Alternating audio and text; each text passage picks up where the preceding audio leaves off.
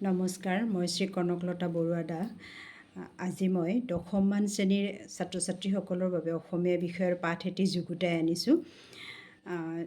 ছাত্ৰ ছাত্ৰীসকল, তোমালোকৰ হাফ ইয়াৰলি এক্সামৰ যি চিলেবাছ তাত তোমালোকৰ পদ্যাংশৰ 3টা পাঠ অন্তৰ্ভুক্ত কৰা হৈছে। সেই 3টা হৈছে বৰগীত, জিকিৰ আৰু প্ৰশস্তি।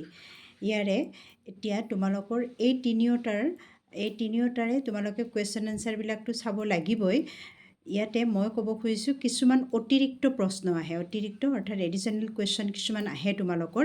সেই এডিশ্যনেল কুৱেশ্যনবিলাক তোমালোকে ভালদৰে চাব লাগিব আৰু সেইটো কৰিব লাগিলে তোমালোকে পাঠৰ লগতে যি লেখকৰ পৰিচিতি বা লেখকৰ পৰিচয় থাকে, কবি পৰিচয় থাকে, সেই পেজটো তোমালোকে ভালদৰে চাব লাগিব। আজি মই বৰগীতৰ এডিশ্যনেল কুৱেশ্যন 1 নম্বৰ 2 নম্বৰৰ যিখিনি আহি থাকে বা ইম্পৰ্টেণ্ট সেইখিনি তোমালোকৰ আলোচনা কৰিব খুজিছোঁ, মন দি শুনিবা। এতিয়া মই তোমালোকৰ কুৱেশ্যন বেংকৰ পৰাই আনিছোঁ কুৱেশ্যনবিলাক।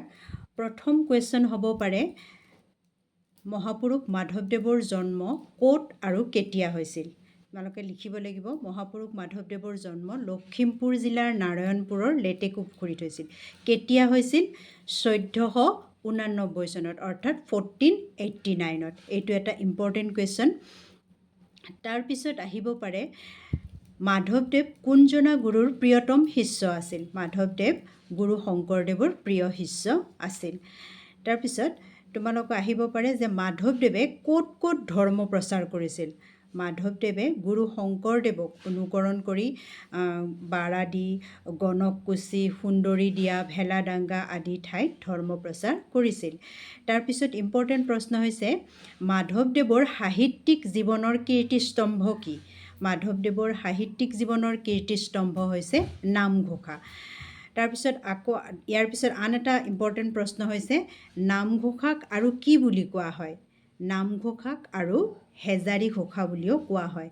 নামঘোষাক কিয় হেজাৰী ঘোষা বুলি কোৱা হয়? কাৰণ তাত 1000টা ঘোষা আছে, সেইকাৰণে নামঘোষাক হেজাৰী ঘোষা বুলি কোৱা হয়। তোমালোকে লিখিব লাগিব এটা চেণ্টেঞ্চত, 1000টা ঘোষা থকাৰ কাৰণে নামঘোষাক হেজাৰী ঘোষা বুলিও কোৱা হয়।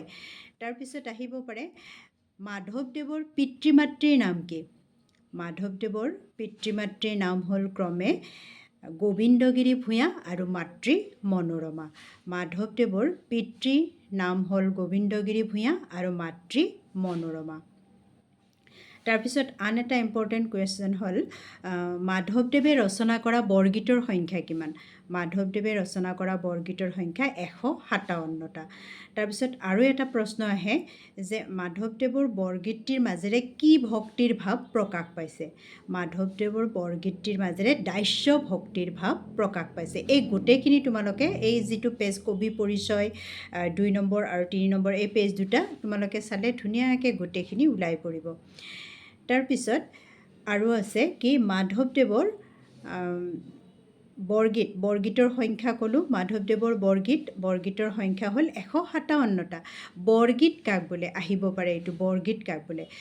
মহাপুৰুষ শংকৰদেৱ আৰু মাধৱদেৱে ৰচনা কৰা এক নিৰ্দিষ্ট সংখ্যক গীতক বৰগীত বুলি কোৱা হয়। ইয়াৰ উপৰিও তোমালোকে বৰগীতৰ লক্ষণসমূহ চাব লাগিব।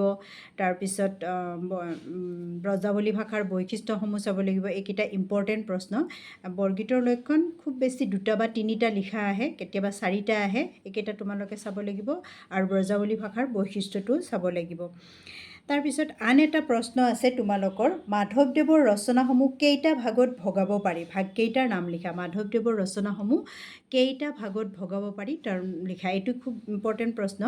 এইটো 2 নম্বৰ বা 3 নম্বৰৰ কাৰণে আহে।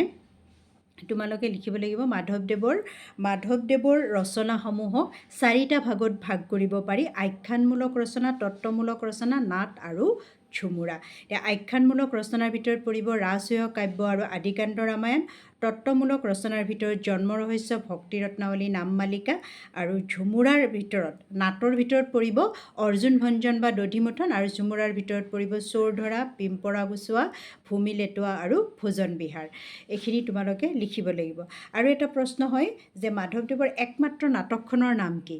একমাত্ৰ নাটকখনৰ নাম কি নতুবা এনেকৈ আহে যে অৰ্জুন ভঞ্জন নাটকখনৰ ৰচক কোন তেতিয়াহ'লে আমি লিখিব লাগিব অৰ্জুন ভঞ্জন নাটকখনৰ ৰচক হ'ল মাধৱদেৱ আৰু মাধৱদেৱৰ একমাত্ৰ নাটক বুলি লিখিলে অৰ্জুন ভঞ্জন আমি লিখিব লাগিব এইখিনি হ'ল আমাৰ ইম্পৰ্টেণ্ট কুৱেশ্যন তাৰপিছত আহে যে মাধৱদেৱে ক'ত ক'ত ধৰ্ম প্ৰচাৰ কৰিছিল সেইটো ক'লোঁ মই মাধৱদেৱৰ এইটো ক'লোঁ তাৰপিছত আহে মাধৱদেৱৰ শিক্ষা জীৱন ক'ত আৰম্ভ হৈছিল মাধৱদেৱৰ শিক্ষা জীৱন ক'ত আৰম্ভ হৈছিল মাধৱদেৱৰ শিক্ষা জীৱন লখিমপুৰ জিলাৰ নাৰায়ণপুৰত আৰম্ভ হৈছিল যিহেতু তেওঁ লখিমপুৰ জিলাৰ নাৰায়ণপুৰত জন্মগ্ৰহণ কৰিছিল গতিকে তেওঁৰ শিক্ষা জীৱনো লখিমপুৰ জিলাৰ নাৰায়ণপুৰতে আৰম্ভ হৈছিল তোমালোকে এটা চেণ্টেঞ্চত লিখি দিবা লখিমপুৰ জিলাৰ নাৰায়ণপুৰত মাধৱদেৱৰ জন্ম হৈছিল আৰু শিক্ষা জীৱন আৰম্ভ হৈছিল এইটো এটা চেণ্টেঞ্চত তোমালোকে লিখি দিব পাৰা তাৰপিছত আৰু